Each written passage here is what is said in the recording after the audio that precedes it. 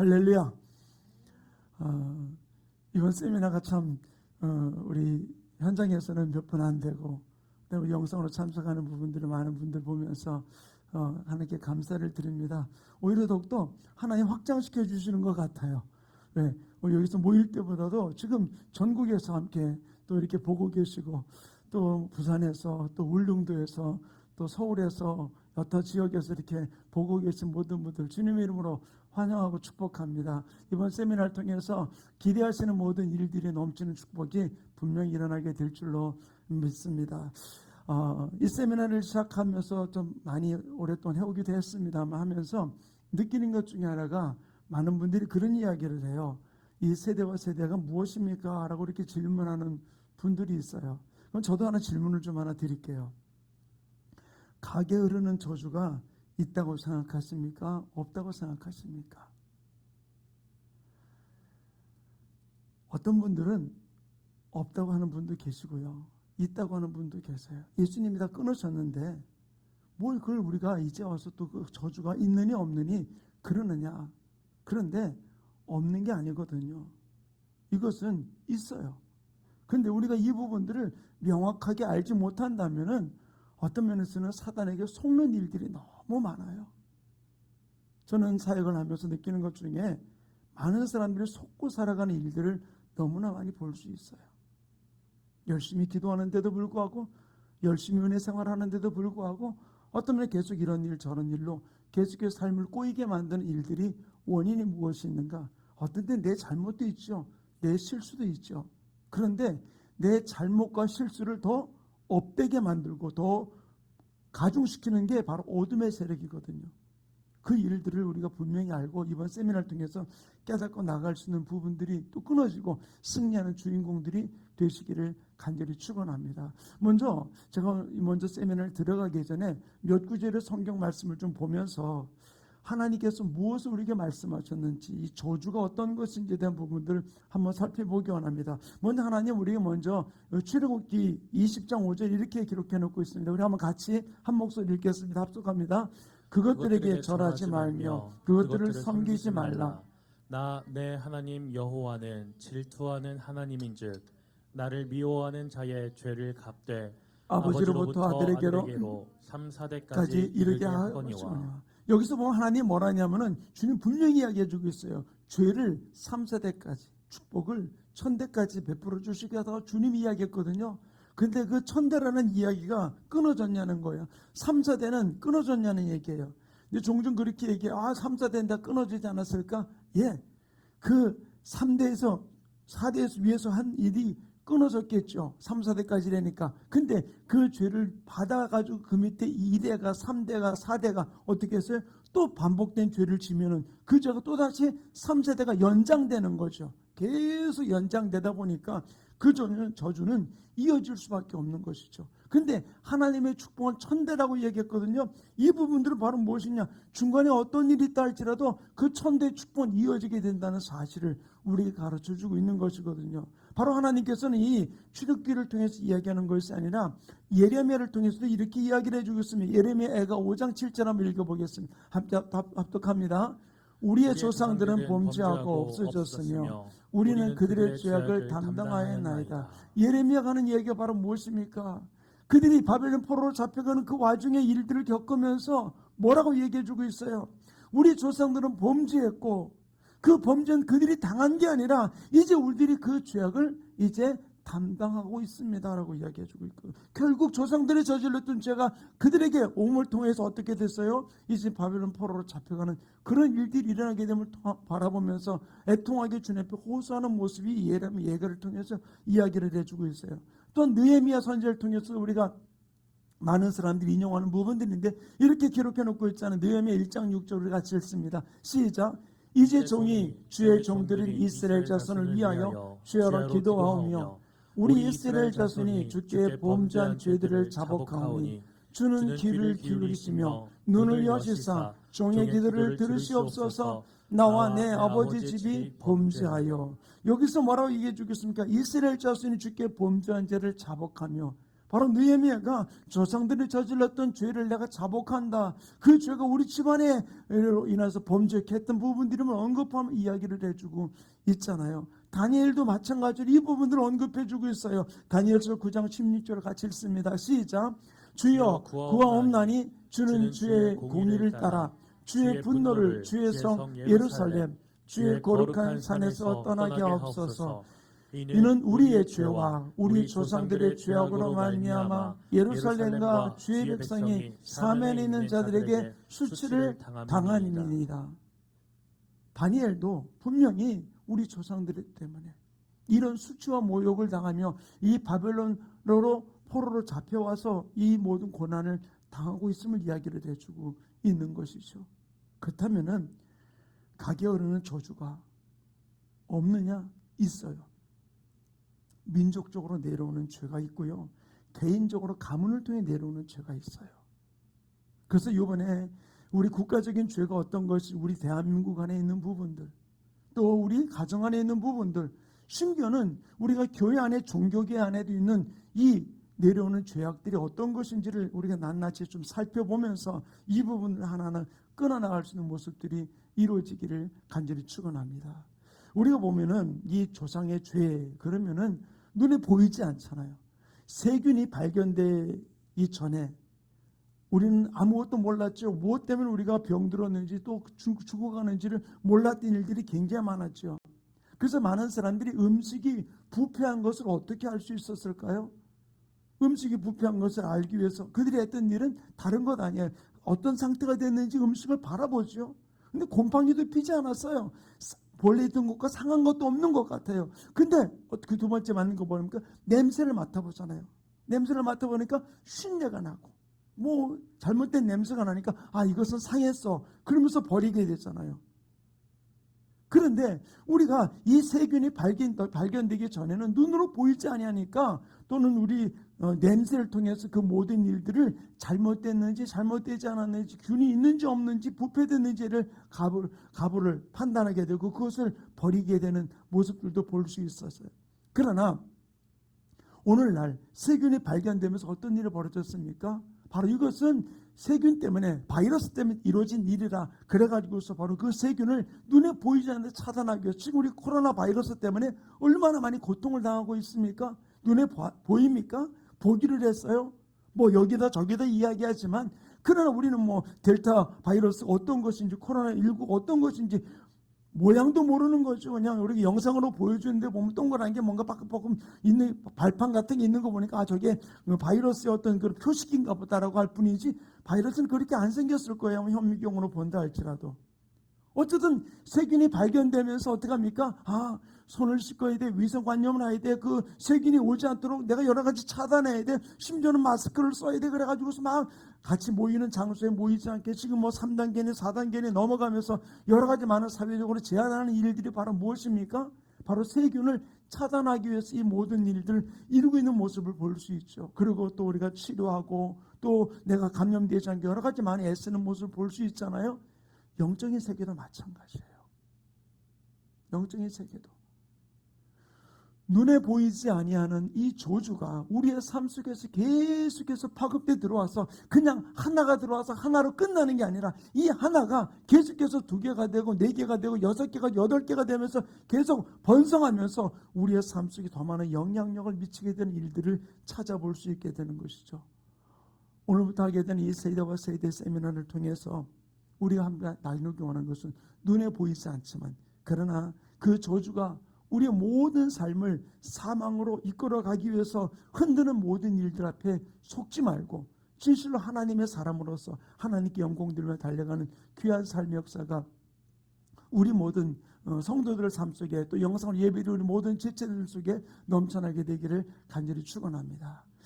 자, 먼저 우리가 이 세대와 세대 세미나 저는 제가 지금 아마 이 세미나를 한 것을 전체를 보면 한 20, 30회 정도 되는 것 같아요. 굉장히 많이 아마 더 될 것 같기도 하는데 저희가 20년 창립 20년을 맞이하면서 저희 교회가 한 17년 됐을 때 전부터 이 세미나를 시작했던 부분들이 첫 번째 세미나가 세대와 세대 세미나로부터 시작하게 되었었어요. 그러다 보니까 1년에 4번씩 여러 다른 세미나를 섞어가면서 했던 부분들 속에서 아마 굉장히 많은 횟수를 했고 또 외부에 나가서도 집회도 하면서 이 세대와 세대의 세미나에 대한 부분들 많이 나누게 되었던 부분들이었는데 우리가 이 또 저주라고 하는 이 부분들을 바라보면서 하나님의 마음이 어떤 마음인지를 우리가 한번 깨달을 줄 알아야 돼요.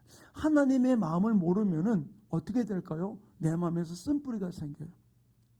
우리가 자녀들이 어려서 자라면서 부모가 매를 들고서 나를 때리는 것만 바라보면서 왜 나를 때리냐고 내가 뭐 어떻게 했냐고 막 때리는 것만 바라보면서 그것만 자꾸 내 속에 담아두면 어떻게 되겠습니까? 부모를 향해서나 또 어른들을 향해서 어떤 쓴뿌리가 생길 수밖에 없는 것이죠. 그러나 회초리를 든 부모의 심정을 알면 어떻게 돼요? 그 매가 나를 이렇게 했다고.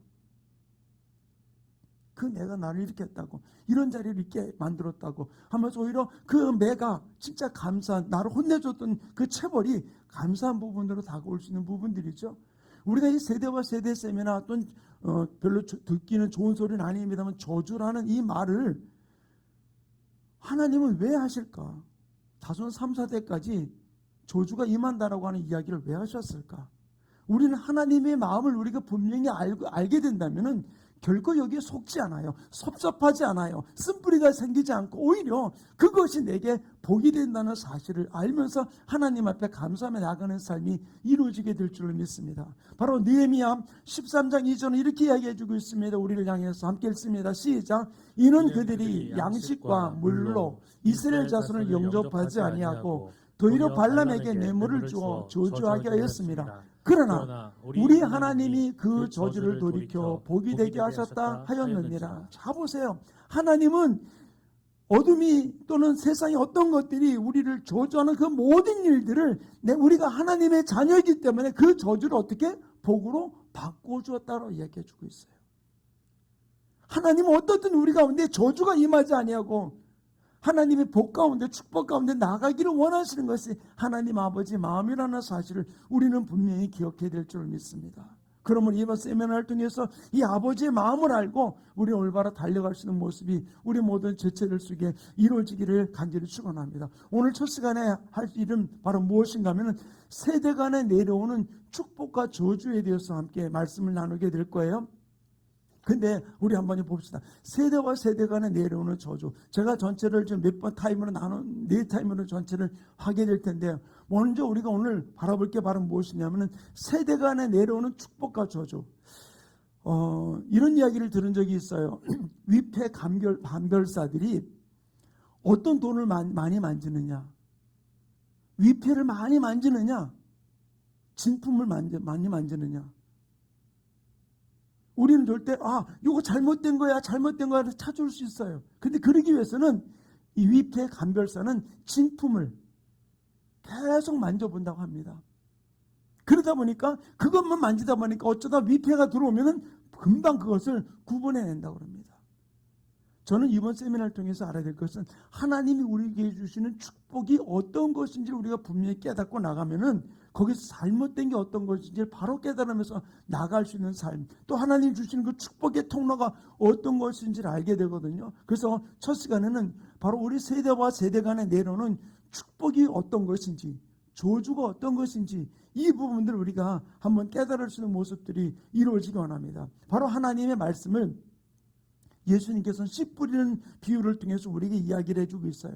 그 씨가 밭에 떨어질 때에 여러 종류의 밭에 들어가는데 좋은 밭이 있고 나쁜 밭이 있는 것이죠. 씨는 동일한데. 근데 그 밭에 들어가서 이 씨가 어떤 열매를 맺게 되느냐. 누가복음 8장 15절은 이렇게 기록해 놓고 해서 함께 읽습니다. 시작. 좋은 땅에 있다는 것은 착하고 좋은 마음으로 말씀을 듣고 지키어 인내로 결실하는 자. 여기서 중요한 게 뭐냐면 좋은 마음으로 어떻게 하나님의 말씀을 듣고 두 번째로는 지키고 그 다음에 인내로서 결실하는 것이다 라고 이야기해 주고 있어요. 그러면 나쁜 땅에 떨어진 씨는 어떤 땅은 얘기일까요? 반대적으로 보면 맞는 부분들이거든요. 그래서 우리가 하나님이 뿌린 그 씨에는 밭에 떨어지면서 원수들이 그 씨를 우리가 올바른 열매를 맺지 못하게 만드는 일들이 굉장히 많이 있는 거예요. 또 원수가 또 우리가 뿌린 그 좋은 밭에, 그 밭에다가 원수들이 또한 가라지를 뿌리는 일들도 있는 것이죠. 그래서 마태복음 13장 26절 이렇게 얘기해 주고 있어. 함께 읽습니다. 시작. 싹이 나고 결실할 때 가라지도 보이거늘. 결국 우리에게는 하나님도 우리에게 축복의 씨를 뿌리지만 마귀도 사탄도 계속해서 가라지를 뿌리면서 우리 안에서 열매 맺지 못하게 만드는 일들을 볼 수 있는데, 그러므로 가만히 보면 우리의 삶 가운데서는 좋은 열매와 나쁜 열매를 동시에 맺고 있는 부분들이 우리에게 있다는 얘기예요. 우리가 좋고 나쁜 것을 어떻게 볼 수 있을까요? 내가 어디에 반응하느냐에 따라 달라지는 거거든요.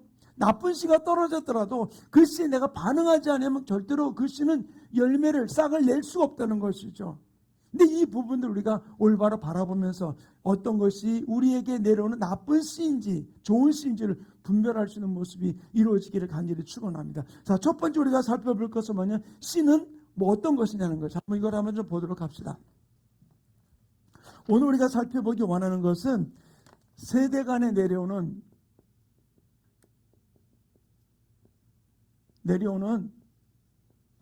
축복이 뭔지, 저주가 뭔지를 보게 될 텐데, 첫 번째는 뭐냐면 씨가 바로 무엇이냐는 거. 우리가 씨를 우리가 볼 줄 알아야 돼. 이 씨라는 것은 바로 뭐냐면 언어예요. 내가 어떤 말을 하느냐, 이 말하는 것들이 내게서 어떤 씨가 떨어지는지를 보여주고 있는 부분들이거든요. 그래서 우리 창세기 1장 28절 말씀을 함께 읽겠습니다. 함께 읽으면 시작. 하나님이 그들에게 복을 주시며 하나님이 그들에게 이르시되 생육하고 번성하여 땅에 충만하라. 땅을 정복하라. 바다의 고기와 하늘의 새와 땅에 움직이는 모든 생물을 다스리라 하시니라. 여기서 보면 그들에게 이르시되라는 이 말이 바로 무슨 말이에요? 하나님께서 우리들에게 이렇게 말씀하셨어요. 생육하고 번성하여 땅에 충만하라. 이게 하나님이 말로, 씨로서 우리 가운데서 심어놓은 거예요. 그러면 우리는 말은 무엇입니까? 이 땅에서 생육하고 번성하고 땅에 충만하고 땅을 정복할 권리가 우리에게는 하나님이 씨를 심어주셨다는 사실이에요. 두 번째는 민수기 14장 28절을 한번 보겠습니다. 함께 읽습니다. 시작. 그들에게 이르기를 여호와의 말씀에 내 삶을 두고 맹세하노니 너희 말이 내 귀에 들린 대로 내가 너에게 행하리니. 뭐라 했습니까? 이제 너희 말이 내 귀에 들린 대로 행한다. 결국 내 입에서 나가는 말이 내 삶 가운데 뿌린 씨예요. 그 너희 말이 한 대로 내가 그대로 행할 것이다 라고 이야기를 해주고 있는 것이죠. 그렇다면 보세요. 내가 어떤 씨를 심느냐? 누가 어때서 아니에요. 내가 어떤 씨를 심느냐는 거예요. 내 입에서 어떤 말을 하느냐는 거예요. 이것이 우리의 삶을 바꿔놓는 부분들임을 이야기를 해주고 있는 것이죠. 또한 잠언서 22장 14절 말씀 함께 읽겠습니다. 시작. 사람은 입의 열매로 말미암아 복록에 족하며 그 손이 행하는 대로 자기가 받느니라. 뭐랬습니까? 사람의 입의 열매로 말미암아 복록에 족하다라고 얘기해주고 있어요. 하나님은 첫 번째 하신 일은 말씀으로서 인간들을 축복하셨어요. 그 씨를 우리 한 사람 한 사람에게 심어 놓은 거예요. 이 생육하고 번성하고 땅에 충만하고 땅을 정복하는 이 부분들의 씨를 우리 모두에게 심어 놓으신 줄로 믿습니다. 아멘. 이것이 우리가 하나님이 허락하신 씨라는 사실이에요. 그러면서 어떤 종류의 그 축복인가? 바로 주님께서는 구체적인 부분들을 우리에게 가르쳐주고 있잖아요. 생육하고 번성하고 충만하고 정복하고 다스리는 부분들. 하나님은 수적인 축복도 원하시지만 우리가 질적인 축복을 원하세요. 그러면 우리 안에서부터 이 생육하고 번성하여 땅에 충만한 삶이 우리의 삶 가운데 이루어지는 모습이 이루어지기 원합니다. 씨는 뭐라고요? 내 말, 언어예요. 내가 어떤 언어를 쓰느냐? 우리 안에서부터 이 언어가 굉장히 중요하다는 사실을 우리는 기억하기 바랍니다. 자, 두 번째로는 그러면 이 씨가 어디에 뿌려지느냐는 거예요. 밭에 뿌려지는 어떤 밭에? 우리 마음의 밭에 뿌려진다는 사람입니다. 마음의 밭에. 우리 마음 밭에.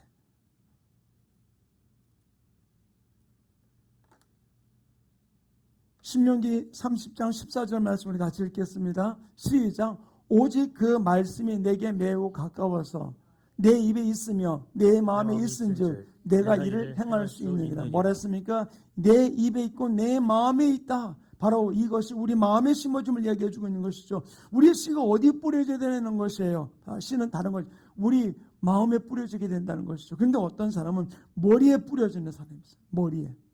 지식으로만 다 알아요. 하나님에 대해서 어떻고 하나님이 어떻고 다 어떻고 다 얘기합니다. 그러니까 알기는 다 알아요. 근데 머리에만 뿌려지니까 이것이 안 되는 거거든요. 어디에 뿌려져야 돼? 우리 마음에 뿌려져야 되는 거예요. 근데 어떤 사람은 어디에 뿌려지냐? 감정에 뿌려진 사람이 있어요. 감정에 뿌려지니까 어떡합니까? 하나님의 말씀을 받습니다. 너무 놀라워. 막 은혜를 받습니다. 막 할렐루야 합니다. 그럼 막 감정에 들떠가지고서 막 이렇게 하겠다 저렇게 하겠다 막 이렇게 이야기합니다. 근데 감정이 식어지면 어떻게 돼요? 사고가 다 사라지는 거예요. 그리고는 이 감정을 자꾸 감정만 요동하다 보니까 어떻게 합니까? 나 거기서 넣을게 은혜 받았는데 은혜 받은 게 중요한 게 아니라 그것을 행해야 되는 거예요. 행함이 없는 믿음 죽은 믿음이라고 그랬잖아요. 바로 우리 씨가 어디에 뿌려지는 거예요? 머리에 뿌려지는 사람은 냉철할 수 있어요. 우리 머리에도 있어야 돼요. 왜? 지적으로 알아야 되니까. 너희는 하나님을 알라고 그랬잖아요. 지식에도 우리 뿌려줘야 돼요. 근데 이것이 지식에 있는 말이 이 마음으로 내려오는데 뭐가 정거장인지 아세요? 여기 있는 게 여기까지 얼마나 거리일까요? 거리가 얼마나 될까요? 근데 이 머리에 있는 지식이 내 마음으로 내려오는 데는 참 간단한 방법이더라고요. 제가 보니까. 사람이 어떤 말씀을 들을 때 머리로 계속 듣습니다. 그게 막 끄덕끄덕거리고 들으면 어떻게 돼요? 이 머리에 남아요. 근데 이 머리에 있는 지식이 내 마음으로 내려오는 건 어떤 거냐? 입으로 아멘, 아멘, 네 그렇습니다, 아멘, 할렐루야, 아멘 하고 고백하게 될 때 이 머리의 지식이 내 마음으로 내려오는 거예요. 우리가 아멘으로 화답하여 하나님께 영광을 돌리라고 그랬잖아요. 우리가 아멘의 소리 하는 이유는 다른 것 아니에요. 하나님께 영광 돌리기 위해서. 저는 우리들이 마음에 이 하나님이 원하시는 이 씨가 뿌려지면서 주님이 기뻐하는 뜻 가운데 달려가고 감정에 뿌려져 가지고서 막 그때는 막 내가 이렇게 할 거야 저렇게 할 거야 그게 중요한 게 아니거든요. 하나님 원하시는 모습 가운데서 우리는 내 머리에도 또 내 마음에도 하나님의 말씀 부르셔서 어떤 일도 흔들리지 않고 그 말씀대로 아름다운 열매를 맺는 아름다운 삶이 일어나야 될 줄 믿습니다. 우리 마음 가운데 이 축복의 씨를 하나님을 향해 찬양으로 노래하면서 우리가 심는 거예요. 뿌리는 거예요. 바로 그래서 하나님의 이 씨가 우리 안에서부터 재생산되어서 하나님의 날마다 이것이 배가가 되어가지고 더욱더 하나님께 원하시는 충성된 일꾼으로 달려가는 삶이 이루어져야 되는 줄로 믿습니다. 자, 근데 내 마음에 뿌려진 씨를 그냥 가만히 가지고 있으면 하나 그대로밖에 있을 수 없어요. 창세기 12장에 아브라함을 부르실 때 하나님께서 그에게 특별한 축복을 말씀하신 것이 있어요. 특별한 씨앗을 아브라함에게 심어 놓았거든요. 창세기 우리 12장 3절을 같이 읽어보겠습니다. 제가 저 가로 말로라는 말은 넣었는데 그냥 그거는 넘어가고 읽겠습니다. 저 함께 읽습니다. 시작. 너를 축복하는 자에게는 내가 축복을 내리고 너를 저주하는 자에게는 내가 저주하리니 땅의 모든 족속이 너로 말미암아 복을 얻을 것이니라 하신지라. 자, 가만히 보세요. 하나님께서 아브라함에게 했던 이야기가 바로 뭐냐면 너를 축복하는 자에게 당시에 아브라함에게 어떤 축복을 내리는 겁니까? 사람들이 말로써 그를 축복하게 될 때 다른 것 아니에요. 언어로 축복하는 거예요. 그 당시에 축복이 무엇일까요? 돈을 주는 거, 짐승을 주는 거 아니요. 아브라함에게는 많은 양떼를 갖고 있었습니다. 짐승떼를 갖고 있었어요. 그는 부자였었어요. 그런데 그에게 무엇으로? 너를 축복하는 자에게 무엇으로? 말로 축복하는 자에게. 그러나 말로 저주하는 자에게 하나님은 저주하실 것이라고 이야기해주고 있거든요. 그 땅의 모든 족속이 너로 말미암아 저주를 받을 것이라. 이 부분들을 가지고서 우리가 분명히 알아야 돼요. 지금 우리는 아브라함의 자손입니다. 그럼 우리는 영적인 면에서 아브라함의 자손이 육적으로는 아브라함의 자손이 아니에요. 아브라함의 자손은 누구입니까? 이스라엘 백성이잖아요. 지금 히브리인들, 이스라엘 나라. 그래서 많은 사람들이 말합니다. 이스라엘 백성들을 우리가 가타부터 이야기하지 말고 축복해 주어라. 왜? 그들을 분명히 축복할 때 그들을 축복해 줄 것이고 저주하는 자는 저주할 것이라고 이야기해 주고 있어요. 그런데 사단은 한 뿌리에서 두 개가 나왔어요. 유대인 중에서도 하나님을 대적하는 부분들이 없잖아 있거든요. 그러나 우리는 그걸 우리가 구분하려고 하지 말고 하나님 말씀하셨으니까 우리는 축복하는 거. 왜? 그게 내가 축복받을 길이니까. 바로 이 씨를 계속해서 우리는 심어놓는 모습이 우리의 삶 가운데 이루어지는 복된 주인공들이 되시기를 간절히 축원합니다. 바로 이 축복을 우리가 받을 때 나눠주는 역사가 일어나게 되는 것이죠. 그러므로 자 봅시다. 또 하나 봅시다. 세대 간에서 내려오는 이 축복과 저주 속에서 씨는 언어라고 그랬죠. 씨는 마음에 뿌려진다 그랬습니다. 세 번째 뭐냐면 이것이 세대와 세대 간에 내려가는 거예요. 세대와 세대를 통해서 이 축복은 계속해서 내려가는 역사가 일어나게 된다는 것이죠. 한 사람으로 끝나는 것은 아브라함을 축복해 줬을 때 그 축복이 어디로 갔습니까? 이삭에게 갔고 그 다음에 야곱에게 넘어가고 그 후손들에게 넘어갔던 모습을 찾아볼 수 있잖아요. 바로 이 축복은 다른 것이 아니에요. 바로 나로 끝나는 것이 아니라 내 자녀들에게 다 다음 세대 속에 이 축복이 넘어가게 된다는 사실을 우리는 기억해야 될 줄 믿습니다. 바로 부모로부터 받은 것을 이제는 내가 더 증가해서 나가게 되는 것이죠. 바로 이것을 또 번성할 책임이 바로 누구에게 있느냐? 나에게 있는 거예요. 바로 이것이 우리 삶 속에 이루어져야 될 줄을 믿습니다. 바로 물려받은 것을 다음 세대에 물려주는 것. 이 교회에서도 마찬가지예요. 우리 다음 세대에 물려주는 부분들이 속에 일어나야 되는 것이죠. 그래서 바로 우리 다음 세대에 대한 부분들을 많이 외칩니다. 그러나 우리 알아야 될 것이 우리나라 지금 청소년들이 미전도 종족이래요. 5%밖에 안 된대요. 5% 미만이라고 그러더라고요. 그 정도로 지금 우리 아이들이 교회에 안 나오는 거예요. 아이들이 예수를 몰라요. 학원은 서너 개를 막 다니면서도 교회 오는 프로그램은 없어요. 그들 속에는. 이 일들이 우리는 분명히 깨달으면서 우리는 다음 세대를 일으키는 삶이 일어나야 되는데 이 일을 사도 바울을 통해서 사도 바울이 영적인 아들 디모데에게 이렇게 이야기해 주고 있습니다. 디모데후서 2장에 저로 같이 읽습니다. 시작. 또 내가 많은 증인 앞에서 내게 들은 말을 충성된 사람들에게 부탁하라. 그들이 또 다른 사람들을 가르칠 수 있으리라. 우리가 증인 앞에서 또 충성된 사람에게 계속 부탁하면서 그들이 다음 세대로 넘어갈 수 있도록 우리는 계속해서 이어나가주는 모습들이 일어나야 될 줄을 믿습니다. 사랑하는 성도님, 요즘에 코로나 바이러스 때문에 전도지를 돌리는 일들도 굉장히 많이 어려움이 있어요. 그러나 그 가운데서도 전도하는 분들도 많이 계시더라고요. 우리가 보면 때는 어떤지 못 어떤지 우리는 전도함에 증거하고 선포할 수 있는 모습이 이루어지기를 간절히 축원합니다. 저희 교회 안에서도 보면 이 유튜브를 가지고 이번에 영상 세미나를 하면서 느끼는 것이 지금 우리 여기 몇 명 안 와 있지만 그러나 이 영상을 보는 많은 분들을 볼 수 있잖아요.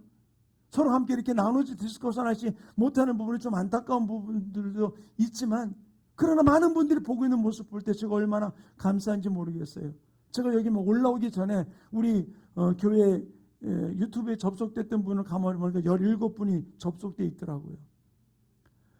지금 많은 분들이 신청을 했고 또 그들을 위해서 중보하면서 함께 지금 보고 있는 모습 볼 때 저는 얼마나 감사한지 모르겠어요.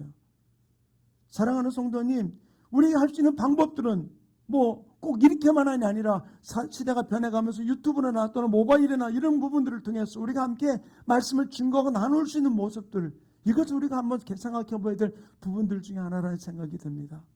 바로 우리는 다음 세대를 일으키는 부분들, 굉장히 중요한 부분들 중에 하나라는 사실. 그래서 이 씨가 어떻게 첫째로는 언어고 두 번째로는 마음이 뿌려지고 이것이 세대와 세대를 통해 내려가게 된다는 사실이죠. 그런데 배가가 되어야 된다는 거예요. 하나로 끝나서는 안 된다는 사실이죠. 하나님이 우리 이것을 기대하고 있는 거거든요. 오늘 아침에요. 우리 손녀딸 보고 제가 그랬어요. 우리 세빈이한테. 저도 좀 성급했던 것 같긴 해요. 초등학교 2학년짜리 보고 세빈아 너 시집 가면은 애를 몇 낳고 싶어? 그랬더니 참 저도 얘기해놓고 참 그렇더라고요. 했더니 몰라 그러더라고요.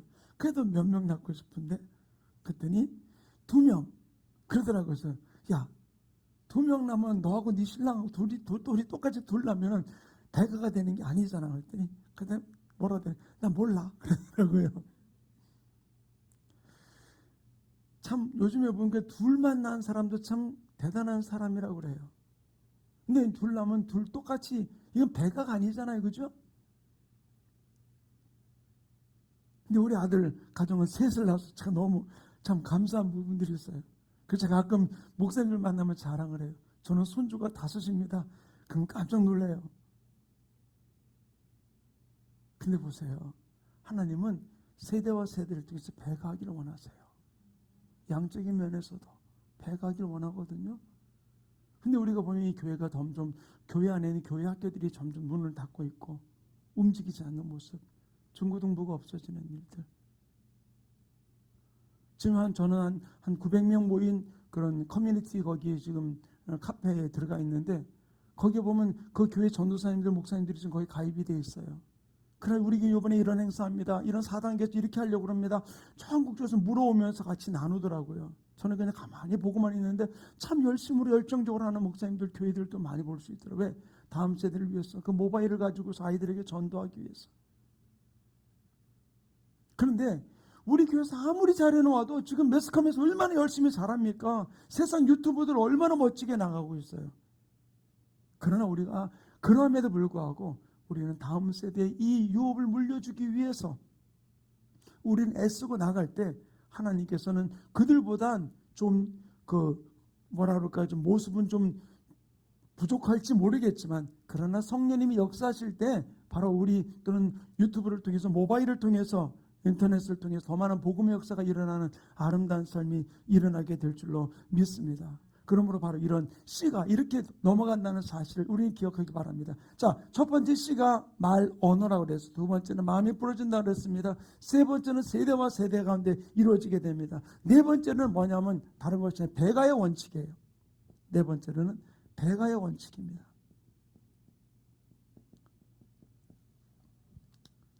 주님께서 비유로 말씀하시는 가운데 이런 말씀하셨잖아요. 달란트를 맡겨주고 갔는데 5달을 남겨서 가져온 사람, 더 남겨서 2달란트를 가져온 사람. 그런데 1달란트 받았던 사람은 어떻게 했습니까? 땅에 묻어놓았다. 가져왔어요. 당신 거니 당신 받으십시오라고 이야기했죠. 근데 예수님 그걸 뭐라고 책망합니까? 악하고 게으른 종이라고 이야기를 해주고 있어요. 바로 하나님 이 씨의 원칙은 바로, 축복의 원칙은 바로 무엇이냐? 배가의 원칙이에요.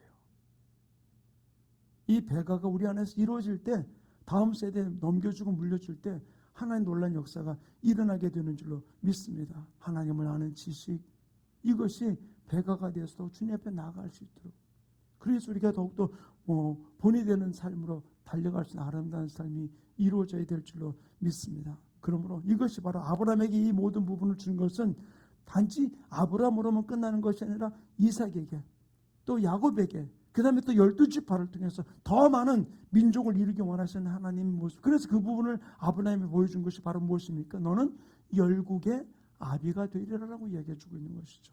바로 아브라함 하나를 본 게 아니죠. 그를 통해서 열국이 생겨날 부분들을 바라보면서 배가의 축복을 약속하셨던 부분들이거든요. 이것이 하나님의 축복의 방법이라는 사실입니다. 자, 그런데 하나님이 이렇게 4가지 단계, 더 많은 부분 나눌 수 있지만 크게 4가지로서 씨는 언어와 말이라고 그랬습니다. 씨는 마음이 뿌려진다고 그랬습니다. 이것이 세대와 세대를 통해 내려간다고 그랬어요. 배가의 원칙을 통해 내려간다고 그랬습니다. 그런데 이것을 단절시키는 게 바로 무엇이냐는 거예요. 이것이 이루어지지 못하게 막는 게 바로 무엇일까요? 다른 것 아니에요. 바로 여기서 이루어졌던 일들은 우리로 하여금 이 부분들을 끊어버리게 만드는 것이 바로 무엇이냐면 타락이에요. 이 타락이 하나님으로부터 넘어오는 이 놀라운 축복의 단계들을 막아버리게 되었다는 사실이죠. 왜 그러느냐? 원수 마귀는 창조할 능력은 없어요.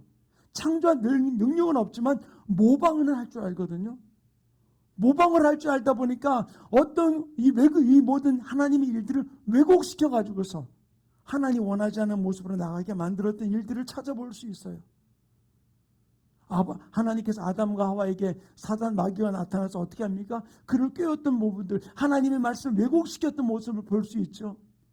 이것은 아담과 하와가 범저 에덴 동산에 넘어졌던 모습입니다. 근데 현재 이 땅을 살아가는 우리들에게 있어서는 어떤 모습인지를 우리는 분명히 알아야 돼요.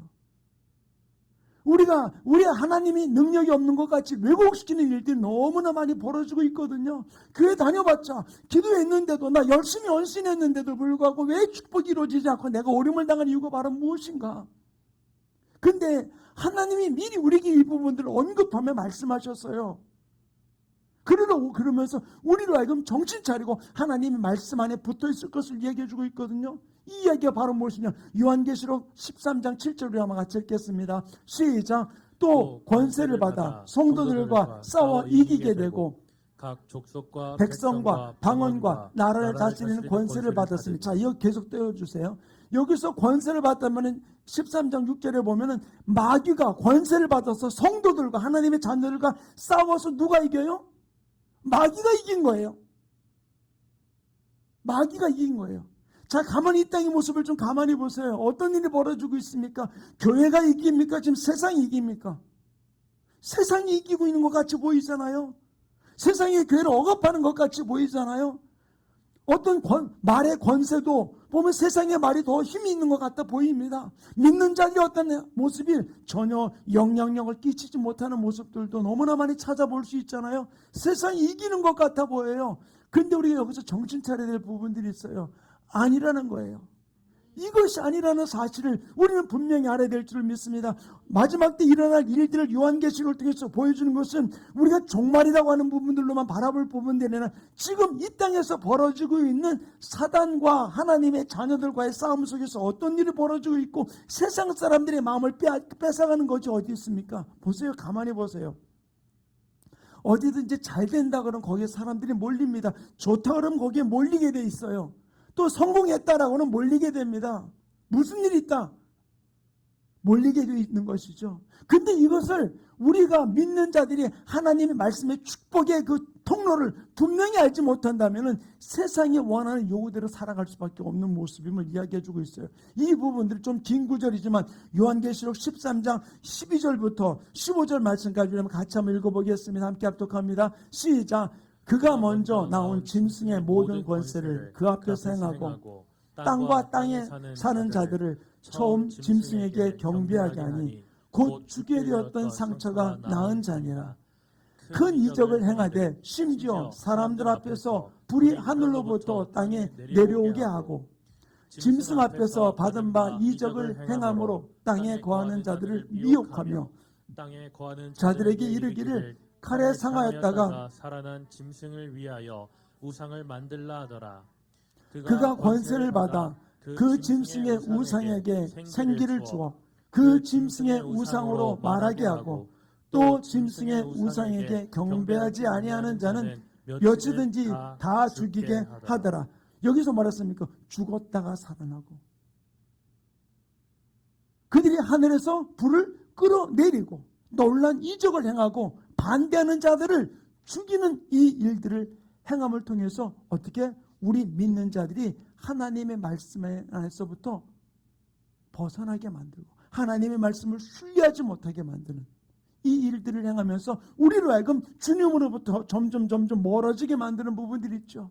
요즘에 젊은이들이 뭐 3포 4포 시대가 나옵니다. 왜 그럴까요? 아, 돈이 없으니까 나는 뭐 이것도 포기하고 저것도 포기하고 난 이렇게 살 거다. 그러면서 세상에서 뭐가 지금 우선이 되어가고 있습니까? 돈만 있으면 다 되는 것 같아요. 근데 여기서 우리가 분명히 알아야 될 부분들이 있어요. 이것이 우리를 타락하게 만드는 일이고 하나님으로부터 멀어지게 만드는 일들이라는 사실이죠. 원수가 하는 최고의 방법은 바로 무엇입니까? 우리 마음에다가 가라지를 뿌리는 거예요. 나쁜 씨를 뿌리는 겁니다. 나쁜 씨를 뿌려서 우리로 하여금 잘못된 것을 거기에다 계속 영양분을 주게 만드는 것이죠. 그래서 마태복음 13장 39절에 보면은 가라지를 심는 것은 원수라라고 이야기를 해주고 있거든요. 근데 여기서 한번 잘 보세요. 원수마귀가 가라지를 뿌렸지만 거기에 반응은 누가 하는 겁니까? 예전에 들었던 이야기 중에 하나입니다. 어떤 사람이 나귀를 타고 막 이렇게 가고 있는데 옛날에 보면은 이 좌판에다가 좌판을 벌려놓고 점을 치던 점쟁이가 있었는데 그 점쟁이가 지나가는 나귀를 타고 지나가는 그 사람을 보고 이렇게 이야기를 했대요. 아이고, 그러니까 다른 사람도 아니고 점쟁이가 지나가는 모습을, 자기 모습을 보고 혀를 차니까 한참 가다 보니까 뭔가 찜찜한 거예요. 돌아와서 왜 그러시냐고 물으니까 아닐세, 그냥 가게, 당신 관상을 보니 빨리 가게. 그러니까 아니요, 뭐 때문에 이야기해 주십시오. 그러니까 그 양반이 그러더래요. 당신 상이, 당신 타고 있는 나귀가 방귀를 3번 끼고 나면은 당신이 죽을 상이네. 그 얘기 믿어져요? 그러니까 이 사람이 아이고 웃긴 소리 하지 말라고 그냥 지나갔어요. 근데 한참 가다 보니까 나귀가 방귀를 낄까요, 안 낄까요? 못 보셨죠, 그죠? 근데 방귀를 끼잖아요. 살아있는 거니까 방귀 끼잖아요. 근데 한참 가다 보니까 나이가 방귀를 뽕 하고 낀 거예요. 그러니까 뭐가 생각이 나요? 3번. 근데 또 한참 가다 보니까 또 방귀를 또 뽕 하고 끼는 거예요. 2번. 몇 번 남았어요? 1번 남았어요. 가다 보니까 이제는 자꾸만 내 맘에서 그 점쟁이가 했던 말이 계속해서 내 안에서 부풀어지기 시작하는 거예요. 가다가 영 찜찜한 거예요. 3번 방귀 끼면 죽는 데니까. 가다가 안 되겠다 싶으니까 내려가지고서 나귀 똥구멍에다가 돌멩이 하나를 확 쳤는데 방귀를 못 끼게. 한참을 가다가 또 불안한 거예요. 더 큰 놈을 갖다 놓고 그냥 거기다 또 똥구멍에다 또 박아놨어요. 그러다 한참을 가는데 이제 확인을 해봐야 되잖아요. 잘 박혀 있는지. 그래가지고서 나귀 꼬리를 탁 들면서 잘 박혀 있나 이렇게 보는 순간에 그동안 얼마나 참았었어요. 나귀가. 그 순간에 빵 하고 방귀를 끼는데 그 돌멩이가 탁 맞아가지고 죽었대요. 3번 끼고 죽은 건 맞잖아요. 근데 왜 죽었을까요? 무시했으면은 안 죽어요. 원수마귀가 어떤 사람을 통해서 어떤 권위자를 통해서 뿌려놓았던 그 가라지 같은 말 한마디가 거기에 계속해서 거기에 내가 영양분을 주는 거예요. 이렇네, 그게 맞네, 어쩌네. 그러면서 계속 영양분을 주다 보니까 어떡합니까? 거기에 붙들리게 되는 거예요.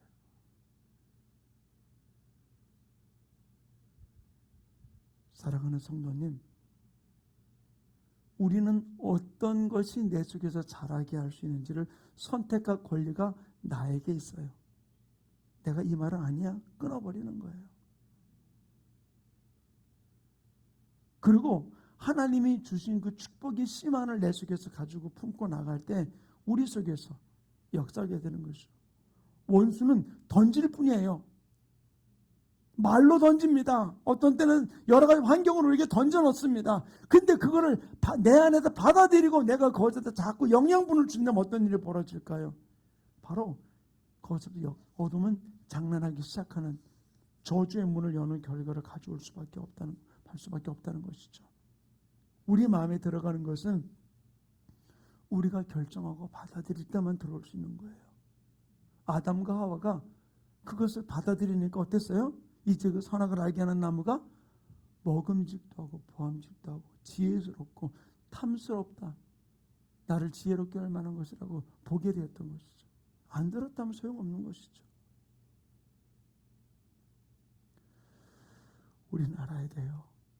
원수는 계속해서 어떤 데는 자녀를 가지고 뿌려놓습니다.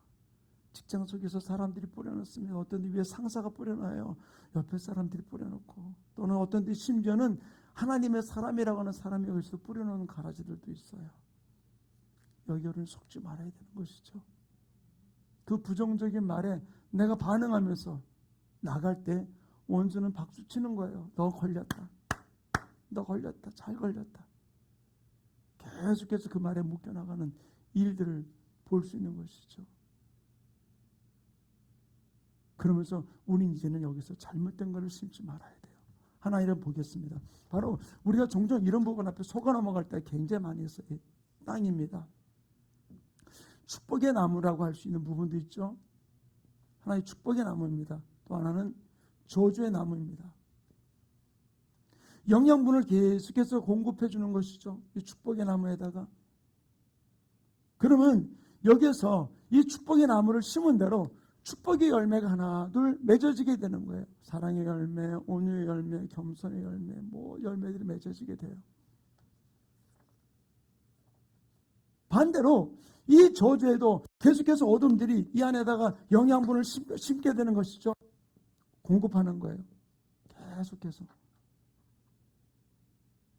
그때 그것을 따라가지고서 음란과 간음과 시기와 질투와 미움과 모든 열매들을 맺기 시작하는 거예요.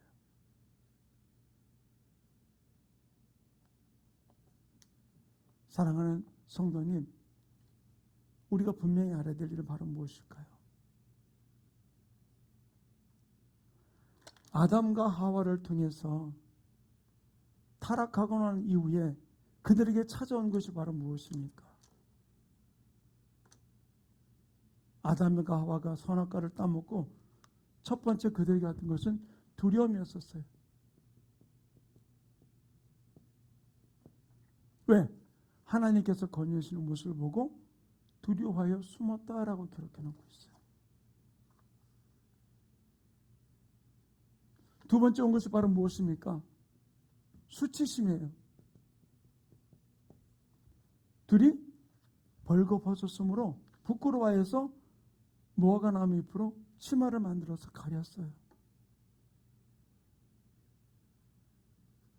세 번째 그들에게 나타난 것이 바로 무엇입니까? 갈등이에요. 비난이에요. 누가 너희를 그것을 알게 했느냐? 그러니까 뭐라 했습니까? 참 아담의 이야기가 참 무서워요. 하나님이 준 저 여자가 하나님까지 끌어들여 가지고서 하나님이 준 저 여자가 라고 이야기하면서 뼈 중에 뼈요 살 중에 살이라고 이야기했던 하와를 향해서 그렇게 비난을 합니다.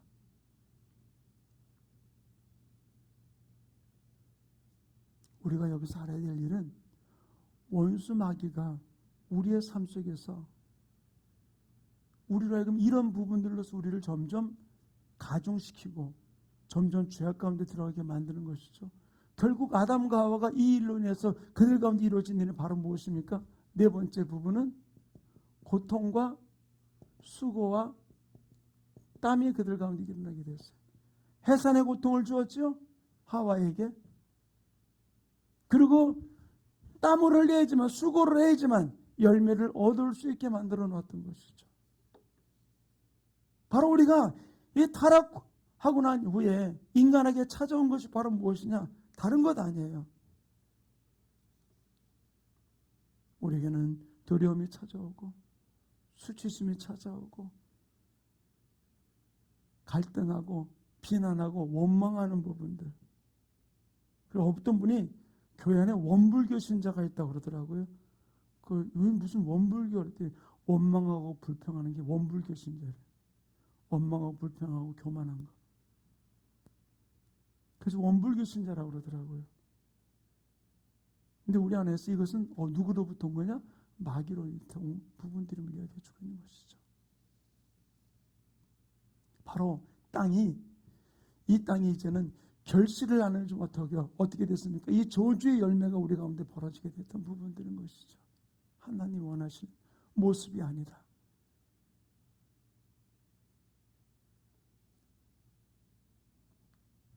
원수의 말을 받아들이는 순간 원수가 원하는 열매를 맺게 되고 원수가 원하는 모습 가운데 그들은 저주받게 되는 일들을 보게 되었던 것이죠. 그러나 우리가 계속해서 진정으로 주님이 원하시는 축복의 나무 안에서 주님이 주시는 것을 계속 공급받아 나갈 때 우리는 아름다운 축복의 열매를 맺는 아름다운 역사가 일어나게 되는 줄로 믿습니다. 이것이 바로 무엇입니까? 다른 게 아니에요. 이거예요. 내 말, 내 언어 어떻게 바뀌어질 거냐는 거예요. 그리고 이것을 내 마음에 감정에다 심는 것이 아니라 마음에다 심는 거예요. 그리고 이것이 세대와 세대를 통해서 보면 부모가 했던 자녀들이 그대로 쓰는 일들도 볼 수 있잖아요. 가족들 안에서. 어떤 때는 혈기가, 분노가, 또는 음란이, 또 세상 타락적인 행동들이 점점 더 배가 나가는 일들도 볼 수 있잖아요. 이 부분들이 세대와 세대를 통해서 배가의 원칙을 따라 다 내려가는 거예요. 이 유업을 어둠은 계속해서 올바로 잘못된 것을 나가게 만드는 것, 이것이 바로 우리로 하여금 이 타락을 조장하게 만드는 것이죠. 원수 마귀에게 조롱당하고 멸시당하게 만드는 것, 그 이야기를 받아들이게 만드는 것. 우리가 축복을 이해하면은 저주가 어떤 것인지를 알게 돼요. 축복을 올바로 이해하지 못하니까 저주라는 말들 앞에 우리가 막 기분 나빠하고 감정 상해하는 일들이 많이 있어요. 그러나 하나님 우리에게 요구하는 것은 바로 무엇이냐? 다른 것 아니에요. 하나님이 원하시는 축복이 어떤 것인지를 우리가 분명히 알면서 주님 앞에 반응하고 나갈 수 있는 삶이 우리의 삶 가운데 이루어지기를 간절히 축원합니다. 그래서 우리 안에 있는 나쁜 씨, 이 나쁜 씨의 열매들을 하나하나 제거하는 거예요. 이것을 끊어버려야 되잖아요. 이것을 끊어버려야 돼. 왜? 여기 함께 이 모든 부분들이 같이 나가고 있기 때문이라는 사실이에요. 이것을 주님이 앞서서 우리 가운데서 이 모든 일을 행할 것을 말씀해 주셨던 것이죠. 우리가 잘 아는 이사야 53장 5절 우리 같이 한번 읽어볼까요? 시작. 그가 찔림은 우리의 허물 때문이요 그가 상함은 우리의 죄악 때문이라. 그가 징계를 받음으로 우리는 평화를 누리고 그가 채찍에 맞음으로 우리는 나음을 받았도다. 아멘. 그가 찔리고 상하고 징계를 받고 채찍에 맞은 이유가 우리의 모든 잘못된 그 열매들, 가라지들을 제거시키기 위해서 주님께서 이 모든 일들을 행하셨음을 우리에게 이야기를 해주고 있는 것이죠. 바로 이것이 우리의 허물 때문에, 우리의 죄악 때문에, 우리의 상처 때문에 이 모든 걸 회복시키기 위함을 이야기해주고 있는 것이죠. 또한 시편 51편 1절부터 3절에 나오는 말씀도 이렇게 기록해놓고 함께 읽겠습니다. 시작. 하나님이여 주의 인자를 따라 내게 은혜를 베푸시며 주의 많은 공의를 따라 나의 죄악을 지워 주소서. 나의 죄악을 맑게 씻으시며 나의 죄를 깨끗게 제하소서. 물은 나는 내 죄가를 아오니 내 죄가 항상 내 앞에 있나이다. 여기서 이야기해 준 것이 바로 무엇입니까? 우리의 죄를, 우리의 죄악을 우리 다 씻어달라고, 죄가를 씻어달라고 이야기를 해주고 있어요. 그렇다면 우리가 죄가 어떤 것인지를 분명히 알아야 돼요. 사람이 뭐가 죄인지 뭐가 축복인지를 모른다면 어떻게 되겠습니까? 그러면 잘못된 것을 하면서 함에도 불구하고 이것이 내가 잘못인지를 모르고 살아가는 삶이 이루어질 수밖에 없거든요. 그런데 우리가 죄가 뭔지, 죄과가 뭔지, 죄악이 뭔지를 우리가 분명히 알면서 이 부분들 하나하나 끊어버리고 나갈 수 있는 모습들이 이루어지기를 간절히 축원합니다. 첫 번째는 우리가 죄에 대해서 알아야 돼요. 첫 번째는 죄가 뭐냐는 거예요. 죄. 하말티아라고 그래가지고서 바로 이 부분들이 바로 무엇입니까? 관역을 벗어난 게 죄라고 이야기해주고 있거든요. 결국 뭡니까? 법을 벗어난 부분들이 법. 하나님의 말씀에서 벗어난 게 죄예요. 그래서 하나님의 말씀이 아닌 것은 아닌 거거든요. 이 부분을 우리가 분명히 알아요. 그 다음에 두 번째로 이 시편에서 이야기해주고 있는 것 가운데 죄과라고 이야기해주고 있어요. 죄과. 죄과는 바로 무엇입니까? 내가 잘못된 법을 어기는 행위를 하는 것 부분들을 바로 죄과라고 이야기해주고 있어요. 죄과. 시편 기자를 통해 이야기해 준 것이 바로 다윗을 통해서 이야기한 것이거든요. 하나님이여 주의 인자를 따라 내게 은혜를 베푸시며 주의 많은 긍휼을 따라 내 죄악을 지워 주소서. 죄악, 죄과, 죄에 대한 부분을 계속해서 언급하며 이야기를 해주고 있어요. 그래서 세 번째로 나가는 것이 바로 무엇입니까? 죄악이에요. 이것은 내가 이렇게 범법한 죄를 저지름을 통해서 어떤 상태가 된 부분들을 이야기해주고 있는 거예요. 자, 한번 봅시다. 저는 우리 아이를 통해서 그 얘기를 들었어요. 요즘 어린이 통제구역, 이게 진짜인지 아닌지 아주 저도 우리 딸이 얘기했으니까 저도 믿는 건데, 그 30km잖아요. 거기를 벗어나면 범칙금이 13만 원이에요. 야, 고속도로에서 속도 위반하면은 딱지 긁어봐야 5만 원, 7만 원이면 돼요. 근데 그 30kg를 오버하고 넘어가면은 13만 원이라고 그러더라고요. 자, 근데 보세요. 딱 범칙금에서 30kg를 오버해서 딱 넘어갔어요. 넘어간 행위를 딱 저지르자마자 뭐가 날라올까요? 교통법규 위반 통지서가 날라오면 나는 어떻게 돼요? 교통법규 위반자가 되는 거예요. 위반자가 되는 거예요. 그런데 자 보세요. 여기서 내가 이 위반자, 이 법을 풀어갈 수 있는 방법이 바로 무엇일까요? 바로 우리가 죄를 지음을 통해서 이루어진 일이 하나님이 정해놓은 30kg, 내 땅에 정해놓은 30kg라는 이 법을 위반하자마자 나는 범법자가 되었고 나는 어떤 상태 돼요? 계속 땅지가 모여가지고 나는 교통법규 위반자가 된 것이죠. 이것을 내가 계속 버티고 나가면 어떻게 될까요? 차압이 들어오잖아요. 차에. 저는 요번에 깜짝 놀랐어요.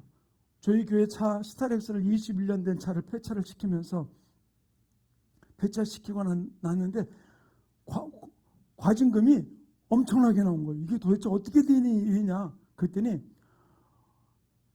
잠깐 그 차가 제 명의로 저희 주소로 돼 있지 않다 보니까 엉뚱한 데로 주소로 날아간 거예요. 그러다 보니까 거기에서 환경 세를 내지 않은 게 거의 10년치가 한꺼번에 몰려온 거예요. 그래서 한꺼번에 그걸 다 정리했던 적이 있었거든요. 근데 보면 바로 우리가 법을 위반할 때 그것이 계속 나오면은 내가 범법자로 계속 남아있을 수밖에 없는 부분들이 되는 거거든요. 우리가 이 죄라는 부분들을 분명히 알 때 이 죄를 내가 어떻게 끊어버릴 수 있냐는 거예요. 어떻게? 세상에는 이것을 죄라고 이야기합니다. 근데 바로 여기서 우리가 하나 알아야 될 부분들 중에 하나가 뭐냐면요. 우리 마음에 어둠이 죄를 뿌리는 방법이 있어요. 첫 번째로는 씨는 밖에서부터 이렇게 옮아 들어오게 돼요. 밖에서부터. 그러니까 외부로부터 내가 어떤 행위로 문을 열어놓음을 통해서 들어오게 되는 부분들이 일어나게 되는 것이죠. 바로 하나님의 말씀을 내가 받아들일 거냐 아니면 원수마귀가 하는 말을 받아들일 거냐 외부로부터 내 마음판에 이 죄가 심겨지게 되는 부분들이 있어요.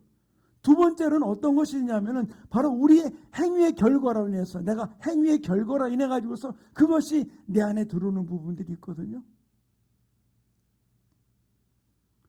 바로 이 죄에 대해서 내가 행위를 함을 통해서 이 죄가 나한테 들어오게 됐던 부분들이 있잖아요. 우리 안에서부터 이 잘못된 것들이 우리 안에 들어올 때 우리로 하여금 이 씨가 하나는 밖에서 들어오는 거 또 하나는 내가 어떤 죄된 행위를 통해서 내 안에서 그것을 만들어 놔가지고 나를 범법자로 만드는 부분들이 이루어질 수 있는 부분들이 있게 되는 것이죠. 그러므로 우리의 마음에 특별히 나쁜 마음을 보면은 바로 이 부분들을 통해서 어둠이 죄를 뿌리게 되는 부분들이 일어나게 되는 거예요.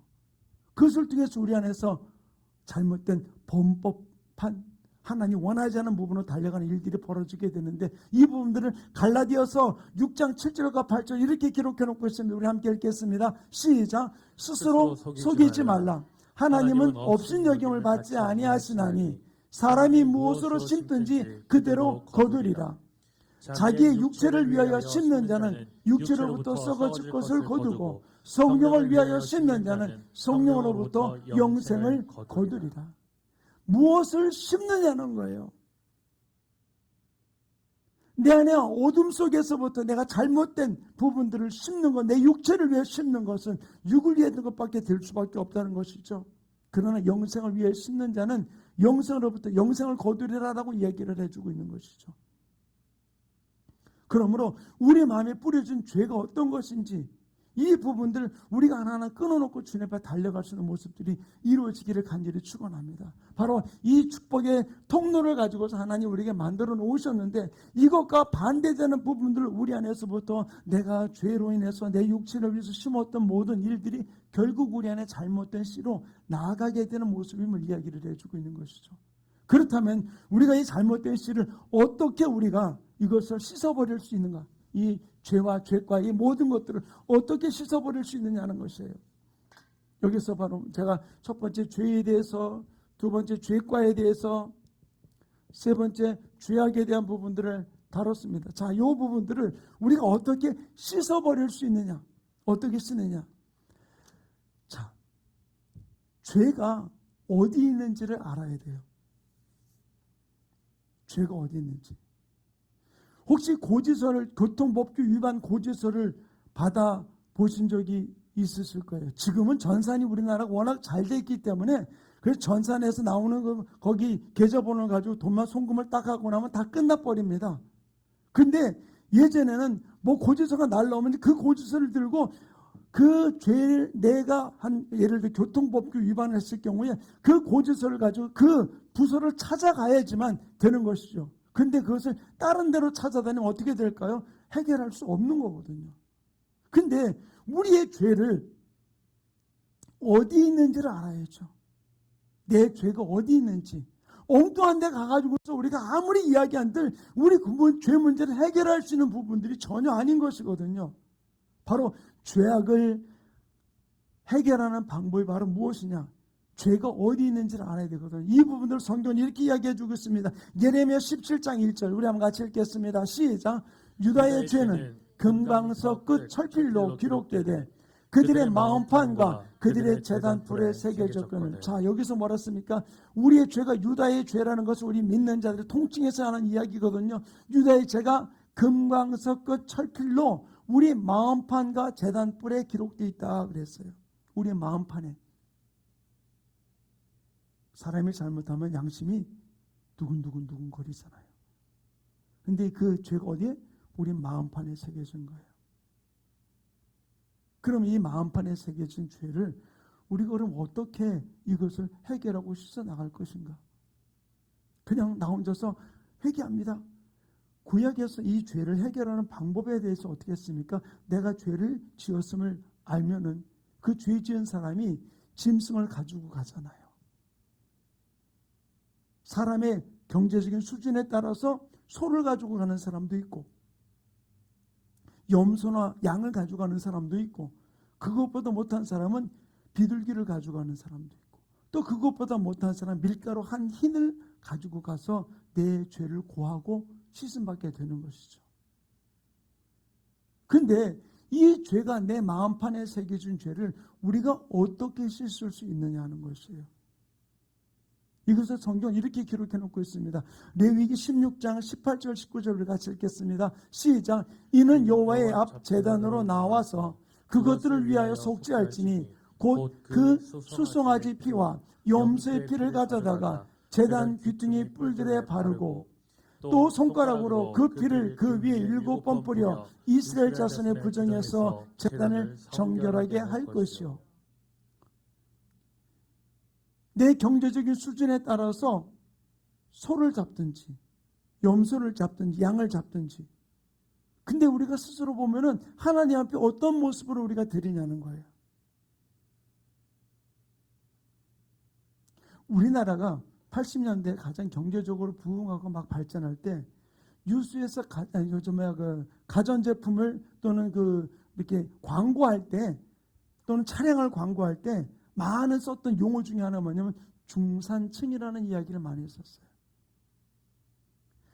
많은 사람이 물어보면 나는 경제적인 수준이 상중하 어떻다고 생각합니까? 라고 말한다면 다들 어떻게 얘기했냐면요. 나는 하라고 이야기하기는 좀 그럴 것 같고, 그러니까 중으로 다들 이야기를 해요. 그래서 우리나라에 중산층이 타는 차라고 얘기해서 막 나왔던 차들 중에 하나가 바로 뭐냐면은 중간 레벨의 소나타나 이런 레벨의 급들을 이야기를 하는데 그 80년대 당시에. 그런데 그 그랜저나 그런 부분들을 막 홍보를 하면서 그 다음에 나온 것이 중간층을 만들면서 그 차를 구입하는 것이 마치 그 차를 타려면 중산층이 된 것 같은 모습으로 많은 사람들에게 홍보를 하면서 나갔습니다. 그런데 하나님 앞에서 나는 어떤 모습으로 바라보냐는 거예요. 저는 사역을 하면서 안타까운 것 중에 하나가 세상 사람들 앞에서 나는 이만큼 산다고 막 뻐기면서 하나님 앞에서는 나는 그렇지 못한 존재같이 아주 하나님 나는 지금 너무 힘들어요. 그래 내가 요거밖에 못 드려요. 그리고 어떤 때는 회개 예물을 드릴 때 보면은 진짜 어떤 모습 보면은 안타까운 모습을 느낄 때가 굉장히 많이 있어요. 사랑하는 성도님, 하나님은 분명히 우리에게 이야기했어요. 네가 소를 잡을 수 있으면 황소를 잡아서 하나님 앞에, 염소를 양을 잡을 수 있는 경제적인 수는 그거를 드리고, 그것도 못하면 비둘기를 드리고, 그것도 못하면 밀가루 한 일을 드려라. 거기에 맞춰서 그들이 가지고 왔을 때 그 짐승을 잡은 그 피를 어떻게 했습니까? 제단 뿔에 바른다 그랬어요. 죄가 어디 있다고요? 예레미야 17장에 말하기를 우리 마음판과 제단 뿔에 새겨졌다 그랬어요.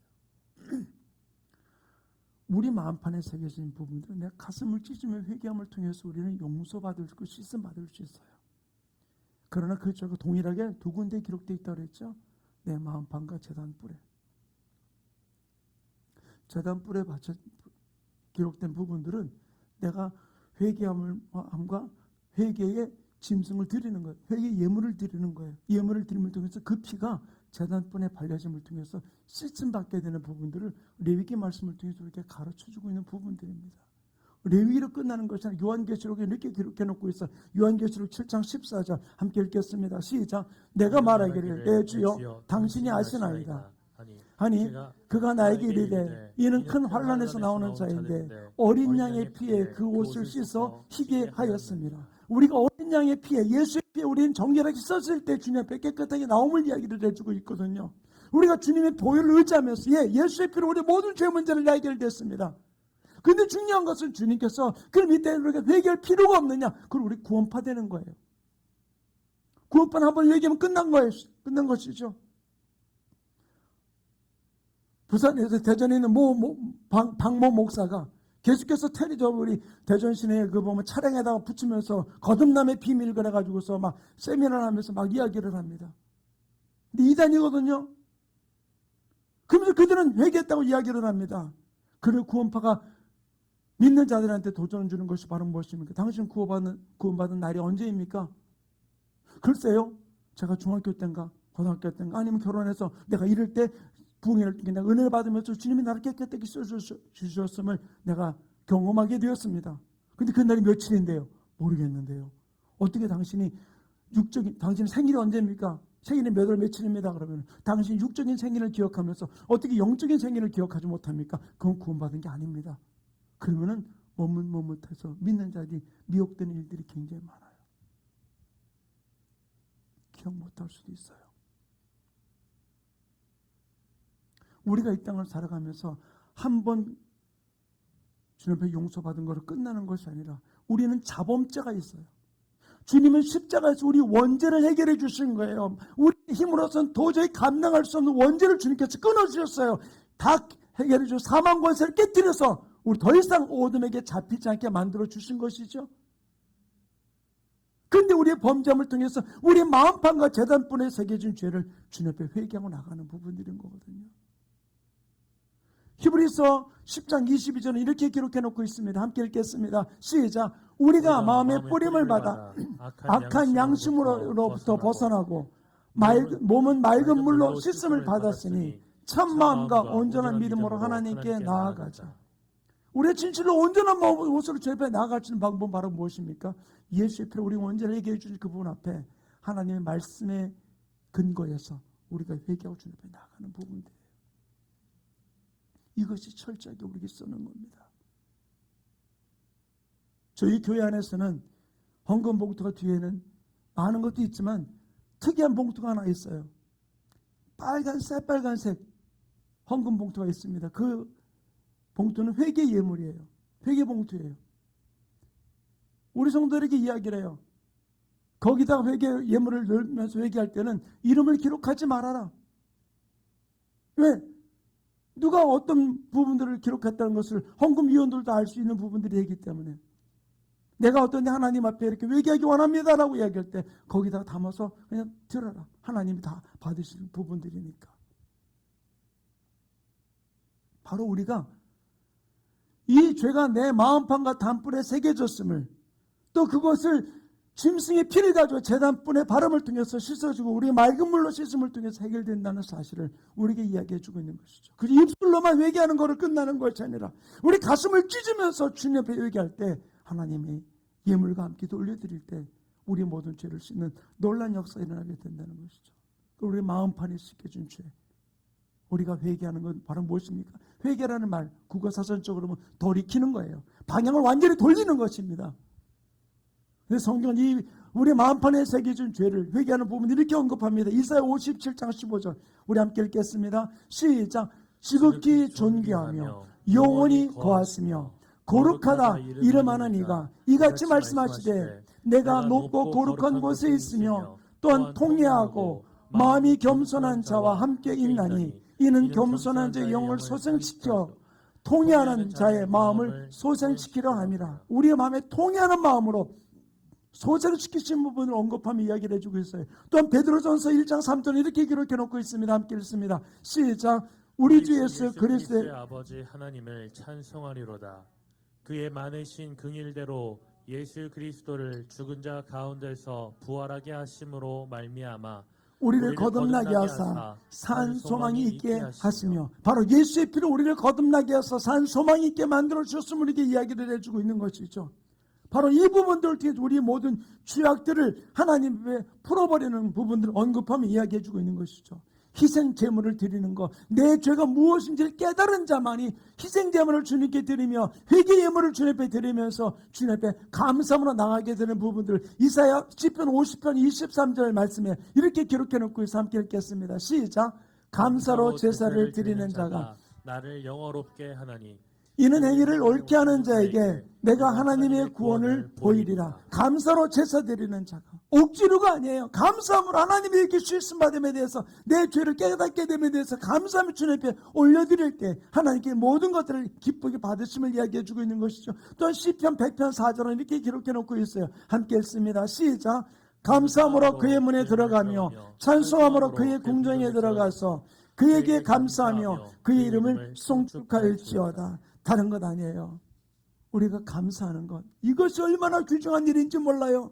바로 이 희생 제물 드리는 것, 바로 이것이 우리가 주님 앞에 내 죄를 깨달았음을 씻어주었음을 감사하면서 하나님 앞에 영광 돌리고 나가게 될 때 하나님이 모든 일로부터 우리를 자유롭게 만들어주시고 풀어주시면서 씻어주시면서 승리의 삶으로 나아가는 복된 역사가 일어나게 되는 줄로 믿습니다. 바로 우리 안에서 모든 불의가 없어짐을 통해서 주님께서 끊어주시고 씻어주심을 통해서 바로 우리가 주님 앞에 당당히 나아가는 역사가 일어나게 되는 것이죠. 바로 희생 제물을 우리가 주님 앞에 드리면 주님께서 이 일을 이렇게 언급하며 말씀해 주고 있어요. 히브리서 9장 22절 우리 함께 읽겠습니다. 시작. 율법을 따라 거의 모든 물건이 피로써 정결하게 되나니 피 흘림이 없은즉 사함이 없느니라. 희생 제물을 드리지 않으면 어떻게 됩니까? 처벌을 통해서 그것을 통과하게 돼요. 그러나 희생 제물을 드림을 통해서 이 모든 일을 넘어가면 피 흘림이 없으면 죄사함이 없느니라라고 이야기를 해주고 있는 것이죠.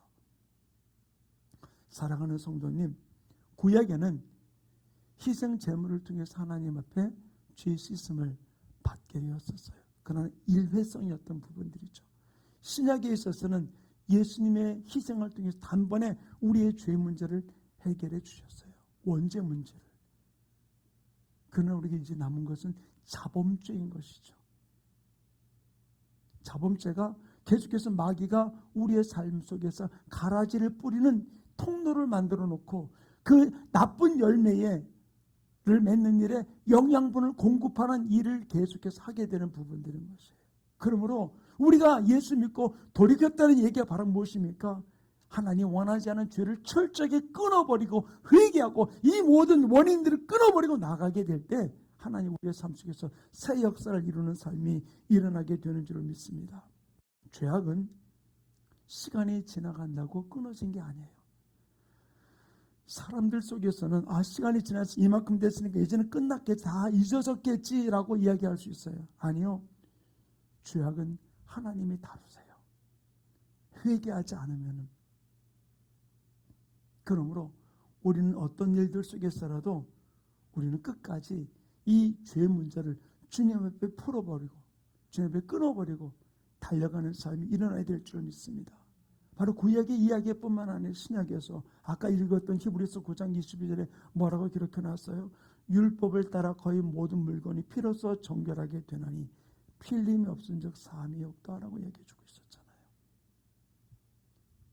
바로 주님 우리에게 우리는 구약과 끊어진 게 아니라 주님은 율법을 완성하러 온 분이라고 말씀했어요. 그래서 우리가 영생을 얻기 위해서 한 젊은 청년이 예수님께 나와서 내가 어떻게 하면 영생을 얻을 수 있습니까? 물을 때 예수님 그에게 이렇게 이야기해주고 있습니다. 마태복음 19장 16절 17절 같이 읽습니다. 시작. 어떤 사람이 주께 와서 이르되 선생님이여 내가 무슨 선한 일을 하여야 영생을 얻으리이까? 예수께서 이르시되 어찌하여 선한 일을 내게 묻느냐? 선한 이는 오직 한 분이시나 내가 생명에 들어가려면 계명들을 지켜라. 계명을 다른 것 아니라 하나님의 말씀의 씨가 뿌려지는 그 모습대로 우리에게 계속해서 마음판에 새기면서 세대와 세대를 통해서 배가의 축복으로 이 씨를 심을 것을 이야기를 해주고 있는 것이죠. 죄의 행위는 어떤 면에서 보면 우리가 심은 것에 대한 대가인 거예요. 그러므로 우리가 잘못된 씨, 아직도 내가 이것이 내 삶 가운데 열매 맺지 않았다면 빨리 그것이 열매 맺지 못하도록 그 뿌리채 모든 것을 끊어버리고 하나님의 축복의 유업 가운데 또 내 자녀들 속에 그것이 흘러가고 내 후손 속에 배가 되어서 흘러가지 아니하도록 내가 알고 깨달았고 내가 끊어버리고 나갈 때 하나님이 우리의 생애를 통해서 놀란 일들을 우리의 후손 속에 이루어지는 역사가 일어나게 될 줄 믿습니다. 죄악을 행위가 아니라 바로 다른 것을 그 뿌리채 뽑아버려야 돼요. 내가 단지 그 행동을 하지 않는 것으로 끝나는 것이 아니라 그렇게 행동하게 만드는 그 근본의 뿌리를 끊어버리고 이제는 주님이 원하시는 모습 가운데 달려가는 삶이 일어나야 될 줄 믿습니다. 죄악은 힘이 있어요. 자꾸 죄짓게 만드는 일들 가운데 들어가게 만들 때가 있어요. 그러므로 거기에다가 우리는 영양분을 공급하지 말아야 돼요. 그 말이 무슨 말입니까? 그 죄악된 행위를 내가 한 번 행동을 취하지 않은 것으로 끝나는 것이 아니라 거기에다가 내가 육신의 소욕을 계속해서 집어넣어 주면은 그게 바로 다시 힘을 주는 결과를 가져올 수밖에 없다는 것이에요. 그러므로 이 부분들 철저히 끊어버리고 재생산의 능력을 끊어버리고 다시 그것이 사라지도록 만들어 놓는 것, 영양분을 공급하지 않으면 끝나는 일이니까요. 하나님은 우리에게 육적인 유전자와 영적인 유전자를 동시에 주셨어요. 왜? 하나님이 아브라함을 통해서 또 창세기에 아담과 하와를 만들면서 인간을 만들면서 생육하고 번성하여 땅에 충만하라고 이야기했죠. 또 아브라함을 믿음의 조상으로 부르면서 너를 말로 축복하는 자에 내가 축복하고 너 말로 저주하는 자를 내가 저주하리라 말씀했죠. 이것은 우리에게 영적인 축복을 주신 것입니다. 근데 육적인 유전자는 바로 무엇입니까? 내 육신을 갖고 있는 부분들이 있잖아요. 육신의 몸을 우리는 부인할 수 없잖아요. 이게 어떤 면에 부모로부터 우리가 흘려받은 유전자가 우리 가운데 있는 것이죠. 근데 우리 영적인 유전자와 육적인 유전자를 우리가 하나님 앞에 나아가서 다름받으면서 이 죄의 근원을 끊어버리게 되는 것이죠. 그래서 우리가 잘못된 것을 주님 앞에 내어놓고 바로 우리 마음의 토양이 주님이 원하시는 토양으로 달려갈 수 있도록 우리가 주님께 나아가게 되는 것이죠. 그런데 종종 이런 일들이 벌어져요. 제가 이 사역을 하면서 느끼는 것 중에 하나가 바로 무엇인가 하면은 바로 이 죄가 우리 가운데 들어가는 세대를 쭉 통해서 내려가게 됩니다. 한 세대와 한 세대와 한 세대를 통해 내려가게 됩니다. 근데 어떤 면에 그 저주의 역사가 이 여기는 축복의 저주의 열매가 하나 맺어진 부분들이 있어요. 근데 이것이 어떤 면에서는 다음 세대에서 바로 나타나면 이것이 이런가 보다라고 얘기할 수 있는 부분들인데 이 저주의 씨들이 어떻게 되냐면 세대를 건너뛰는 일들이 있어요. 그러다 보니까 이것을 잃어버릴 때가 가끔 있어요. 근데 또다시 하나님께서 우리에게 주시는 축복의 유업들이 다음 세대에 넘어가는 일을 가로막는 게 바로 무엇이냐? 세대와 세대를 단절시키는 거예요. 이게 바로 무엇이냐? 부모와 자식 세대를 단절시키는 겁니다. 어쨌든 나는 육신의 부모로부터 받아야 될 유업이 있다는 사실이에요. 그분들이 믿었든 믿지 않았든 가운데 내가 받아야 될 육신의 유업이 있다는 사실이죠. 이 부분을 얻으면 계속해서 부모와 자녀 사이를 단절시키면서 이 축복의 유업이 넘어오지 못하게 만드는 부분들이 있어요. 우리 여기서 속지 말아야 될 부분들이에요. 하나님은 사람과의 관계 속에서 결코 무시하지 않으세요. 내가 단절된 관계 속에 있는지. 우리 여기서 잘못된 그 저주의 뿌리, 축복의 열매, 이 부분들이 다음 세에 넘어갈 수 있도록 우리는 단절되지 못하도록 해야 돼요. 잘못된 저주가 어떤 때는 세대를 건너뛰어서 나타나는 일들도 왕왕 있다는 사실이에요. 그러므로 이 죄를 가만히 보세요. 우리의 눈으로 보기에 어떤 죄일까? 자 보세요. 이 저주 속에는 분노, 어떤 때는 혈기, 어떤 때는 음란, 어떤 때는 심지어는 뭐라고 그러죠? 도박 같은 것들도 계속해서 내려가는 부분의 모습들도 찾아볼 수 있어요. 이런 일들이 가정사 속에서 얼마나 많은 파괴를 가져다 주는지 모릅니다. 이 부분들을 우리가 철저히 끊어버려야 되는 것이죠. 근데 어떤 때는 이것을 내가 깨닫지 못할 때가 있어요. 이 축복의 도랑이 쭉 흘러가는 일들 앞에 축복의 물들이 하나 이렇게 흘러갑니다. 흘러가는데 내가 하나하나 잘못된 것들을 이렇게 던져 놓습니다. 근데 이것이 처음에는 하나가 물길을 가로막지는 못해요. 근데 이것이 하나 둘 쌓이다 보면 어떤 일이 벌어집니까? 이 축복이 내려와야 될 유업들을 가로막으니까 잘못된 것들이 흘러갈 수밖에 없는 것이죠. 그 많은 양들이 끊어버리게 되는 일들을 너무나 많이 볼 수 있어요. 내 죄가 자녀들에게 흘러가야 될 놀라운 축복을 가로막는 일들이 있다는 사실. 이제 이것을 끊어버리고 축복의 유업을 물려줄 줄 아는 모습이 이루어져야 되는 것이죠. 저는 제가 90 몇 년도인가 인도에 아우리치를 갔을 때 저희 부부가 갔을 때 그때 인도에 있는 그 침례교회 목사님이 저희 선교팀들을 자기 집으로 초청을 해서 식사를 하게 되었어요. 근데 거기 갔을 때 한 번도 한국을 와보지 않은 그 순회 선교사라고 그러더라고요. 이렇게 다니면서 선교사님들만 훈련시키고 선교사님들만 회복하는 그 일을 위해서 다니시는 어떤 외국인 목사님 한 분이 그 가정에 와 있었어요. 그래서 저희가 이렇게 한국에서 온 그 와이어머들이라고 하면서 같이 이야기를 나누는 가운데 그분이 축복 기도를 받고 싶다고 저희들이 그분에게 같이 손을 뻗쳐서 축복을 해주게 되었어요. 그런데 저희가 축복하는 가운데 그분이 주님의 임재 가운데 쓰러지게 되었어요. 쓰러져서 같이 계속해서 그분을 위해서 기도했는데 그분이 딱 일어나면서 그런 소리를 하는 거예요. 여기에 한국은 한 번도 와보지 않으신 분인데 하얀 머리를 한 할머니가 뒤에 이렇게 머리를 꼭 묶은 할머니의 손주가 여기에서 나를 축복해 주었다고 이야기를 하시는 거예요. 근데 제가 그 소리를 딱 듣는 순간에 우리 외할머니가 딱 기억이 나더라고요. 저희 아내도 보았기 때문에. 근데 가만히 거기서 물어봤더니 할머니, 할아버지 때부터 예수 믿은 가정이 하나도 없어요. 아버지 다음에 자기가 예수 믿고 목사가 됐고 아버지가 목사고 자기도 목사이지만 할아버지 할머니까지 믿음의 가정이 아니었던 일들을 얘기를 하더라고요.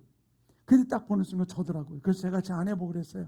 여보 내가 우리 외갓집에 이 목회자로서 교회를 세웠던 그 축복을 내가 받기를 원한다고 그랬더니 저희 외갓집이 약간 이렇게 좀 이렇게 머리는 좋은데 막 분노 열기가 많아요. 근데 우리 제 아내가 그러더라고요. 그 더러운 성격을 왜 받으려고 그러냐고.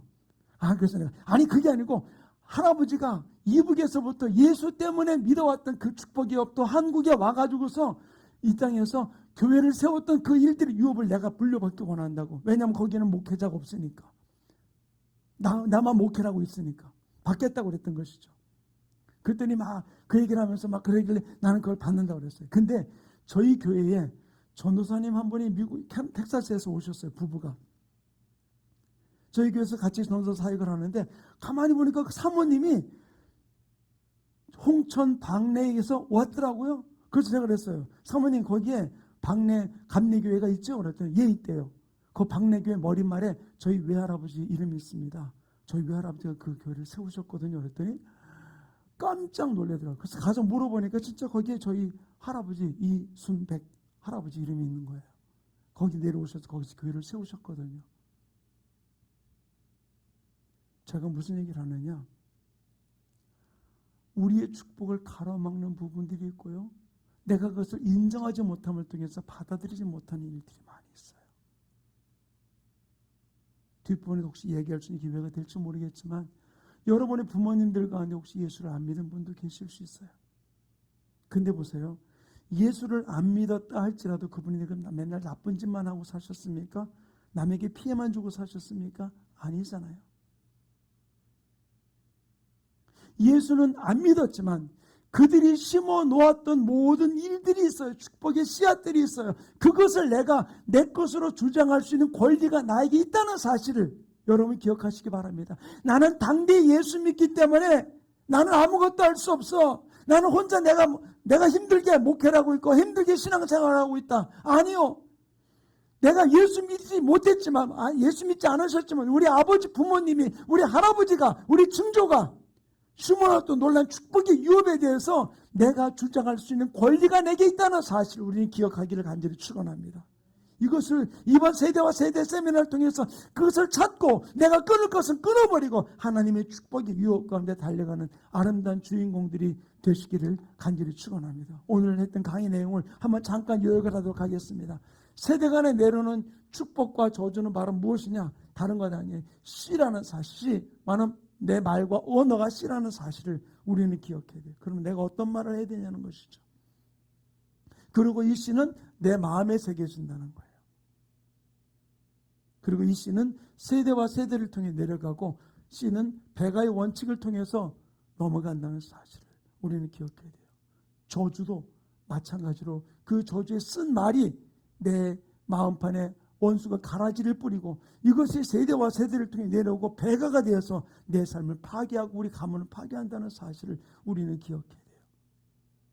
그렇다면 우리는 내가 이것을 깨달았다면 우리의 마음판에 새겨진 죄, 우리 담불에 새겨진 죄, 우리가 철저하게 회개하고 주님이 기뻐하는 모습으로 달려가는 아름다운 삶의 역사가 이루어지는 축복의 주인공 되시기를 간절히 축원합니다. 이번 세대 세미나를 통해서 우리에게 주신 축복의 유업이 무엇인지 마지막 시간은 축복의 매뉴얼에 대해서 함께 다루게 될 텐데 이 축복을 내가 받을 수 있도록 하나님 세미나 가운데 하나님 함께 해달라고 오늘 말씀을 좀 기억하시면서 이 시간 우리 기도하는 시간을 좀 갖기 원해요. 또 이 영상으로 예배하는 분들도 한번 자유롭게 우리가 기도하면서 이 세미나를 첫 시간을 마치도록 하겠습니다. 함께